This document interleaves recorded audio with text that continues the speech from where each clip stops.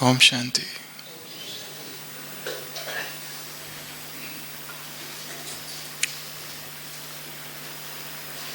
पश्चिम जगत के एक महान लेखक डेल कार्नेगी ने अपने एक संस्मरण में अपने जीवन की एक बात लिखी है।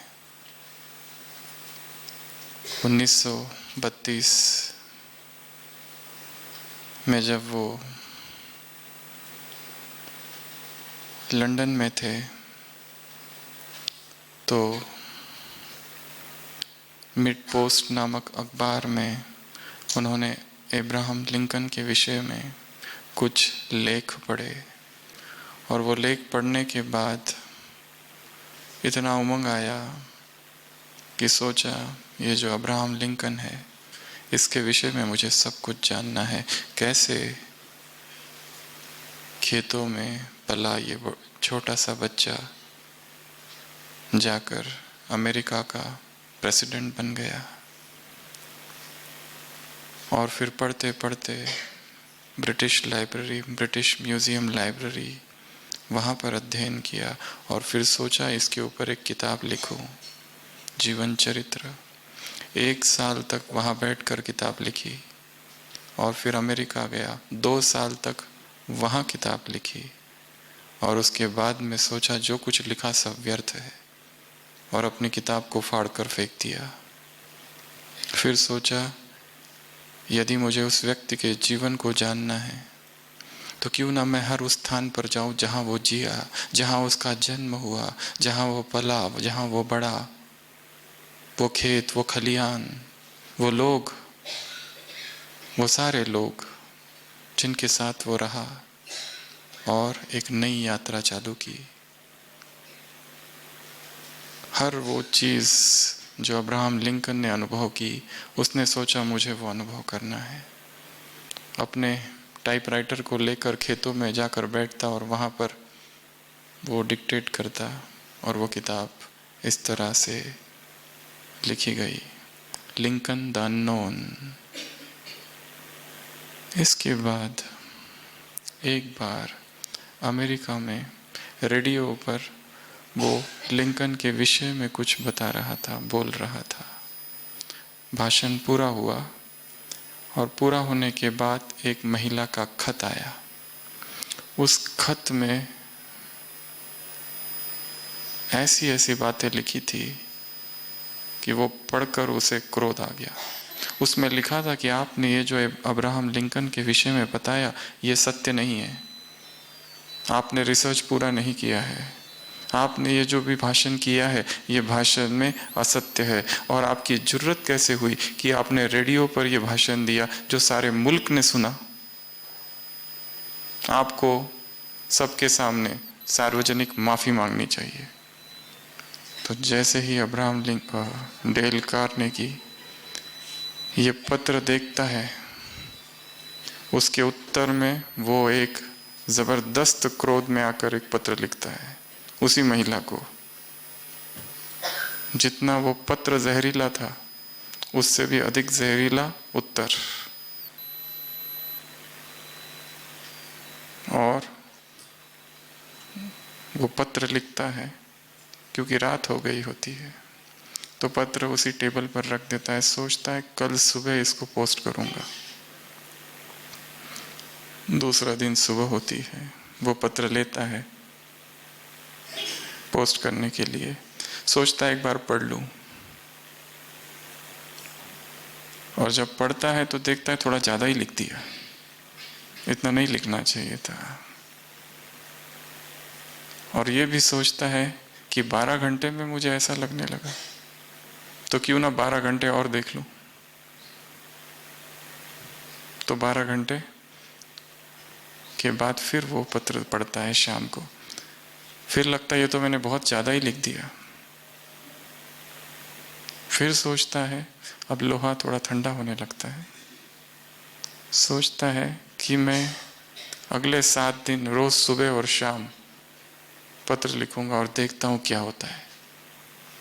पहला जो खत लिखा था इतना भयंकर था जो प्रत्युत्तर था कि मैं भाषण कर रहा हूं और मेरी गलतियां निकल रही है, और मैं जो कह रहा हूं और मैंने जो रिसर्च किया उसके विषय में ऐसा ऐसा कह रही है। 7 दिन तक सुबह और शाम पत्र लिखता है, पोस्ट नहीं करता है, खाली खत लिखता है, और 7वें दिन खत लिखता है, आपका बहुत बहुत धन्यवाद। कैसे मैं आपका आभार व्यक्त करूं? मैं तो बहुत कृतज्ञ हो गया हूं कि आपने मुझे अब मेरी गलती बताई। वास्तव में मेरी गलती थी, मुझे और रिसर्च करना चाहिए था। भविष्य में यदि मुझसे कोई ऐसी गलती हुई तो कृपया मेरी गलती सुधारने में झिझक ना करना। ऐसा वो पत्र लास्ट में लिखता है और फिर पोस्ट करता है। दूसरे दिन वो महिला मिलने आती है। लेखक लिखता है, एक मैत्री का संबंध जीवन भर के लिए घट गया। यदि वो पहला पत्र भेज दिया होता तो क्या होता? एक नया दुश्मन तैयार हो गया होता। 7 दिन स्वचिंतन, 7 दिन स्वदर्शन। परचिंतन है धूल और परदर्शन है दाग। हीरे को क्या कर देता है? दागी बना देता है।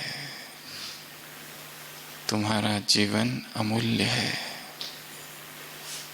इस जीवन में परचिंतन और प्रदर्शन दाग है और धूल है। इस मूल बीज को समाप्त करो। कैसे समाप्त होगा? चक्र घुमाते रहो तो धूल नहीं लगेगी। स्व का चिंतन, स्व का दर्शन, तो हीरा अमूल्य, हीरा चमकता हुआ बेदाग स्वच्छ रहेगा।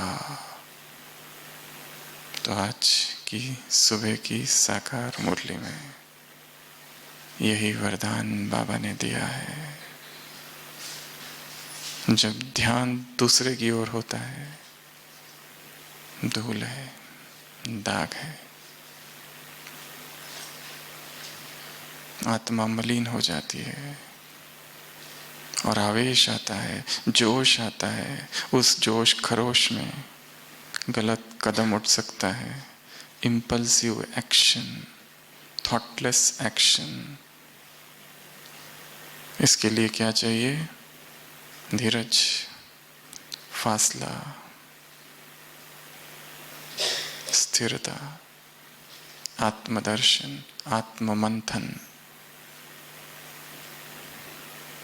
ढेर सारी किताबों की आवश्यकता नहीं, या ढेर सारी मुरलियों की भी आवश्यकता नहीं, ढेर सारे ग्रंथों की भी आवश्यकता नहीं। हृदय को चेतना के जागरण के लिए सत्य की एक किरण काफी है। परंतु वह किरण अंदर पहुंचे,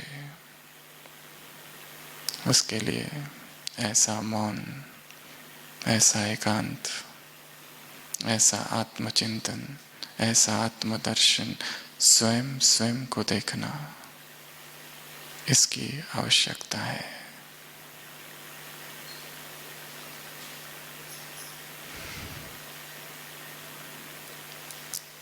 कल की अव्यक्त वाणी से चालू करेंगे। तो कल बाबा ने क्या कहा? मौजों का युग है।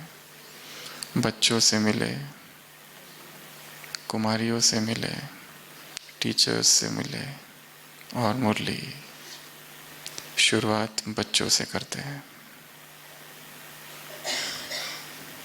कुछ भी करने से पहले सोच आवश्यक है। और जो अभी अभी हमने सुना कि वो खत यदि उसी दिन लिखा हुआ भेज दिया होता तो परिणाम उतने ही विषाक्त होते। रुक गया, फासला, एंगर मैनेजमेंट में ये बताया जाता है। परंतु कभी कभी परिणाम उल्टा भी हो जाता है। जैसे कि एक छोटा सा बच्चा है और जिसकी आदत है कि खेलता है कूदता है तो उसके साथी दोस्तों को पकड़कर पीटता है। जब तक एक दो को पीट न दे उसे चैन नहीं मिलता है। इतना क्रोध, इतना गुस्सा नाक पर सवार है। उसके पिताजी उसे एंगर मैनेजमेंट की टेक्निक सुनाते हैं। जैसे इस कहानी में सुना, थोड़ा सा फासला तो लोहा ठंडा हो जाता है। उसको उसके पिताजी सिखाते हैं कि बेटा, जब तुम्हें किसी को मारने की इच्छा हो और तुम्हें बहुत क्रोध आ जाए तो 100 तक गिनती करना चालू कर देना। 1, 2, 3, पोस्टपोन, फासला। तब तक 100 होने तक क्रोध शांत हो जाएगा। एक बार पिताजी देखते हैं कि मुन्ना, बेटे का नाम,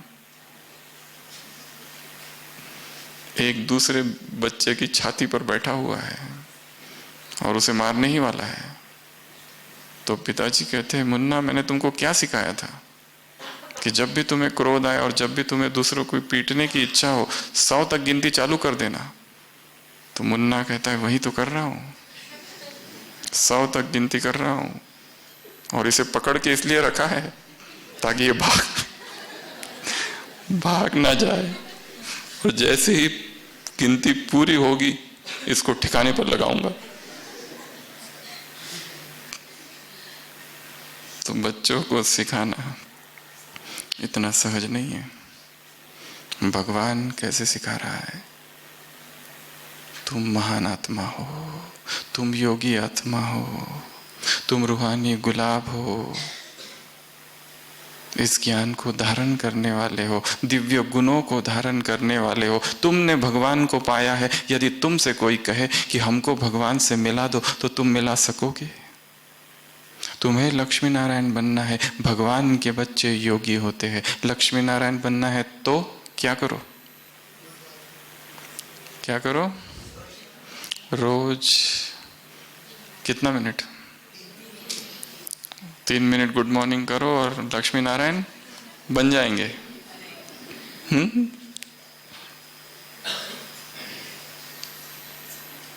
परंतु बड़ों के लिए भी एक शिक्षा इसमें समाई है। अमृत वेला उठते ही, इससे पहले कि हम मुंह धोने जाए या ब्रश करे या योग में बैठने जाए या बाबा के कमरे में जाए, वहीं पर खटिया पर ही बैठकर 3 मिनट उठते ही वहीं रुक जाना। क्योंकि वहां से उठकर बाबा के कमरे तक पहुंचने तक थोड़ा टाइम है, वो बाद में यहीं पर उठ जाना और वहीं पर बैठ जाना और वहीं पर भगवान से गुड मॉर्निंग, यह व्रत लो। क्या कहा? 3 मिनट व्रत।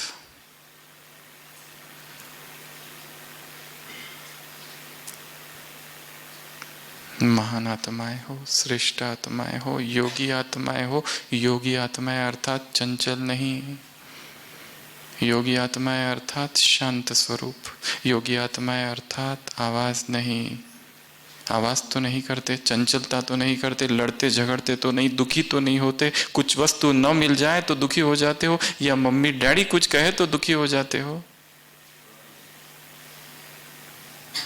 भगवान देखो कैसे सिखा रहा है बच्चों को। बच्चों को सिखाना इतना आसान काम नहीं है। एक टीचर बच्चों से प्रश्न पूछता है किसी देहात गांव में, नई नई कॉन्वेंट स्कूल खुली है, पूछता है 12 भेड़ है, उसमें से 6 कूदकर दीवार से उस ओर चले गए, तो बताओ कितने बचे? तो एक बच्चा हाथ खड़ा करता है और कहता है 1 भी नहीं। वो कहता है तुमको गिनती भी नहीं आती, इतना बड़ा हो गए? वो कहता है मास्टर जी आप गणित जानते होंगे, मैं भेड़ों को जानता हूं। क्योंकि मेरे घर में ही भेड़ है, उनके स्वभाव को मैं जानता हूं, भेड़ चाल। तो बच्चों को सिखाना बहुत बड़ा काम है। बाबा कैसे सिखा रहा है। छोटे छोटे बच्चे बाबा के सामने बैठे हैं, उन्हें कह रहे हैं क्या 3 मिनट का व्रत लो, रूहानी खुशबूदार फूल बनो, गुलाब बनो, सारे विश्व में खुशबू फैलाओ। तुमने भगवान को पाया है, तुमने भगवान को जाना है। चंचलता नहीं, आवाज नहीं, फरिश्ते आवाज नहीं करते, तुम भी आवाज ना करो।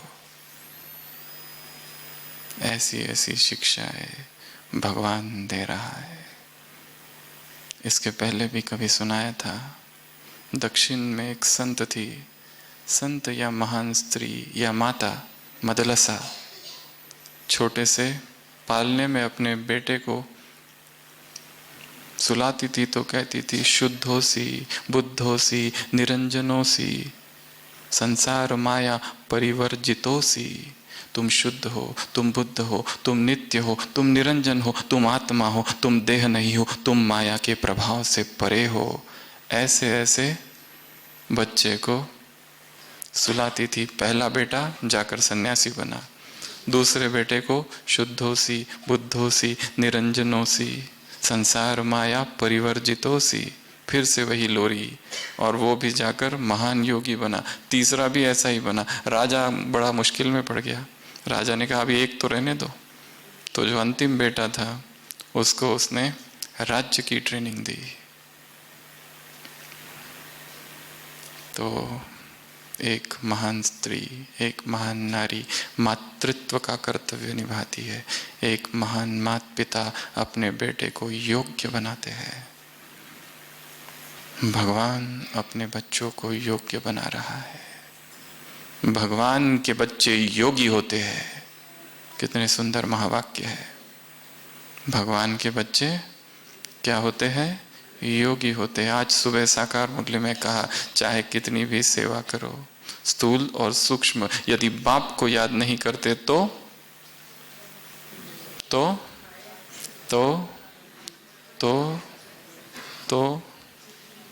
सपूत नहीं।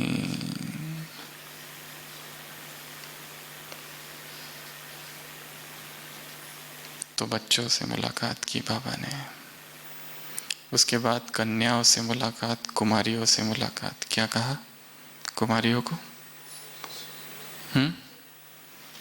क्या कहा? बच्चियों से मुलाकात, कुमारियों से मुलाकात। क्या कहा? बाप के साथ रहना उठना वो तो मुरली में है। कुमारियों से मुलाकात में क्या कहा? आइसक्रीम। ये पॉइंट सबको याद रही है। क्या करना है? आइसक्रीम खानी है और बाबा को याद करना है खाते खाते। और क्या? बिस्किट खाते खाते भी बाबा को याद करना है। और क्या करना है? क्या करना है? श्रेष्ठ भाग्य बनाना और बनाना। और तो नौकरी की टोकरी क्या करना है? उठाना है कि नहीं? नहीं। और क्या? पवित्र बनना है। और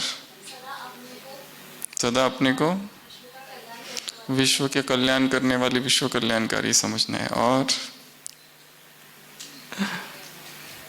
9 कन्याओं का गायन है भक्ति मार्ग में। 9 पॉइंट्स, 9 बातें बताई है बाबा ने कन्याओं के लिए। पहला, पवित्र हो, पूज्य हो, वही हो जिसकी मंदिरों में पूजा हो रही है। स्वयं को ऐसा पवित्र समझना, ऐसा अनटच्ड, ऐसा पिछले संडे कहा था बाल ब्रह्मचारिणी।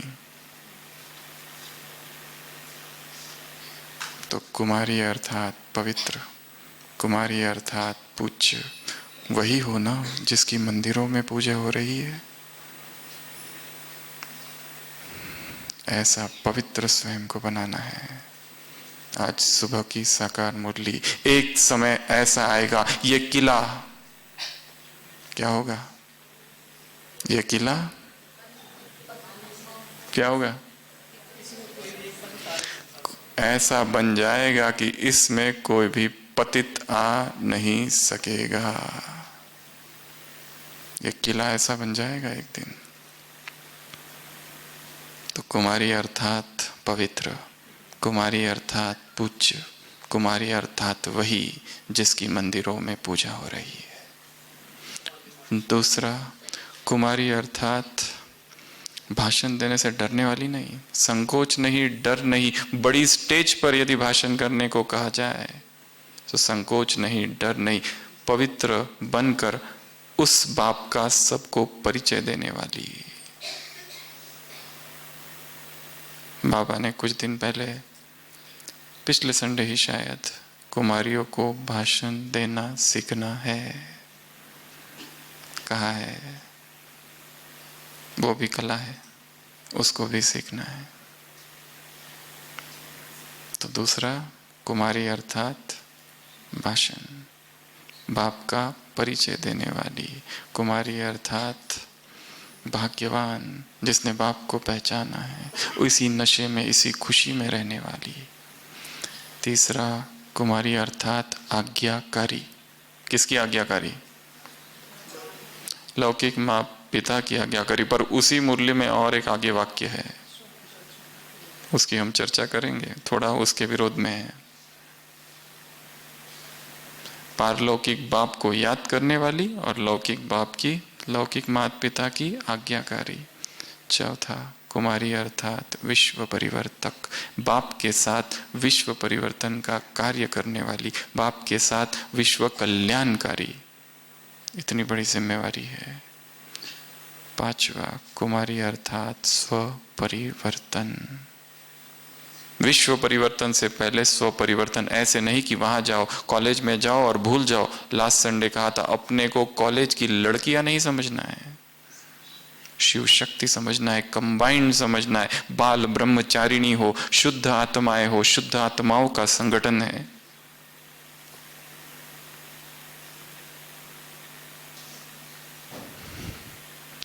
किसी देहधारी के गले में हार डालने वाली नहीं, बाप के गले में हार डालने वाली या बाप के गले के हार का मणका बनने वाली, अर्थात कुमारी। कोई देखे तो ये ना कहे ये साधारण है, कहे ये तो अलौकिक है, विशेष कुमारियां है। ब्रह्मा भोजन खाने वाली ऐसी पक्की कुमारियां, बिस्किट और आइसक्रीम खाने वाली नहीं। Machine made. अपने आप काम करती है क्या मशीन है कि कोई चलाता है?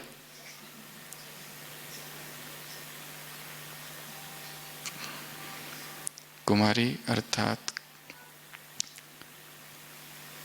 कल की तकदीर। सिक्स्थ पॉइंट, कुमारी अर्थात कल की तकदीर।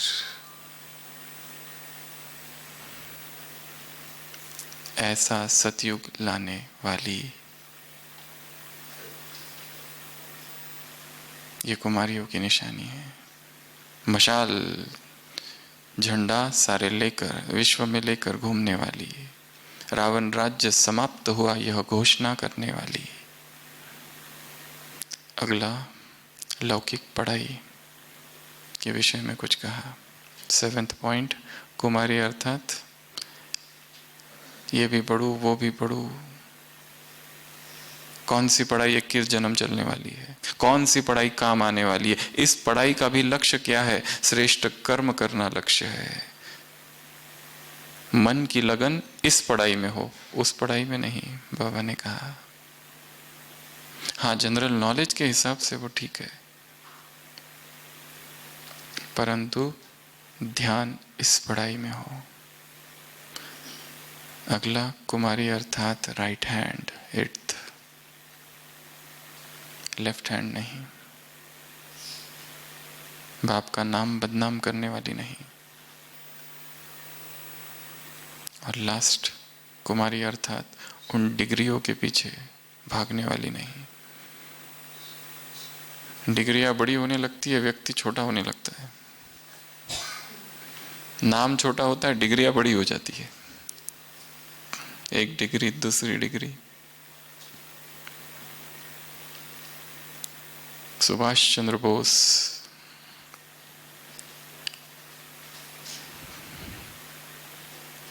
कैम्ब्रिज यूनिवर्सिटी में आईसीएस की एग्जाम में 4th थे।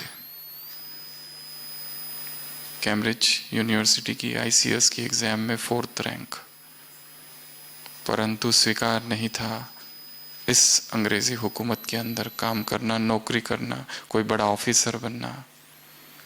उन्होंने अपने भाई शरद चंद्र बोस को एक खत लिखा था 23 जून 1921। Only on the land of, only on the soil of sacrifice and suffering shall the national edifice be erected.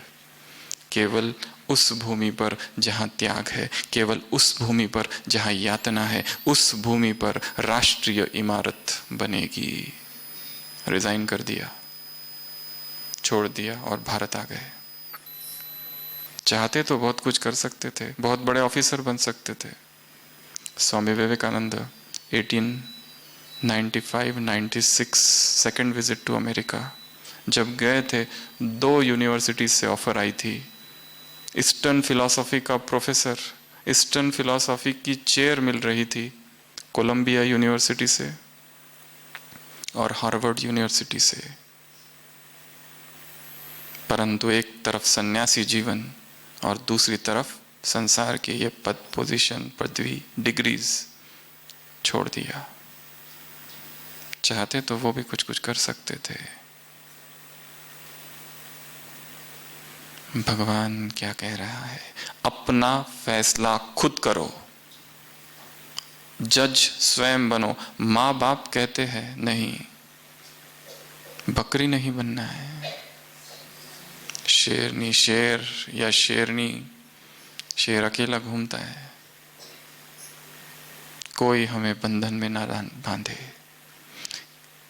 Brahma Kumari अर्थात जिसे कोई बंधन स्वीकार नहीं, न मन का बंधन, न भावनाओं का बंधन, न संकल्पों का, न बुद्धि का, न किसी व्यक्ति का, किसी देहधारी का, किसी पुरुष का, किसी का, किसी साधन का, किसी वस्तु का, किसी स्थान का, किसी समय का। कोई भी बंधन स्वीकार नहीं। भावनात्मक बंधन, बौद्धिक बंधन, आर्थिक बंधन, सामाजिक बंधन।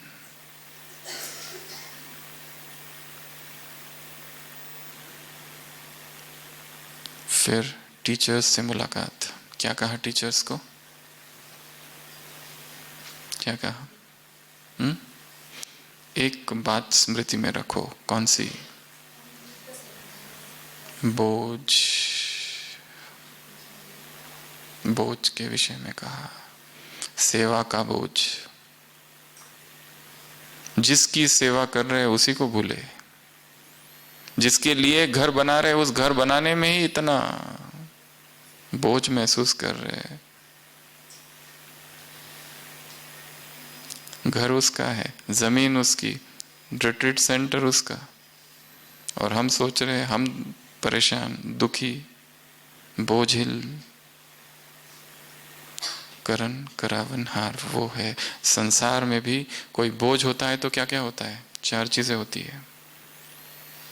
मनमुटाव, डिस्टर्बेंस, तोड़ेंगे फोड़ेंगे और कार्य यथार्थ नहीं होगा। यहां पर भी यदि बोझ है सेवा में, सेवा का, तो कार्य में सफलता नहीं मिलेगी। टीचर्स अर्थात नंबर 1 सेवाधारी। सेवा का ही बोझ, उस बोझ से भी स्वयं को मुक्त करना है। मैं नहीं कर रहा हूं, मेरे द्वारा हो रहा है, और वो चाहे तो मुझे हटाकर किसी और के द्वारा भी करा सकता है।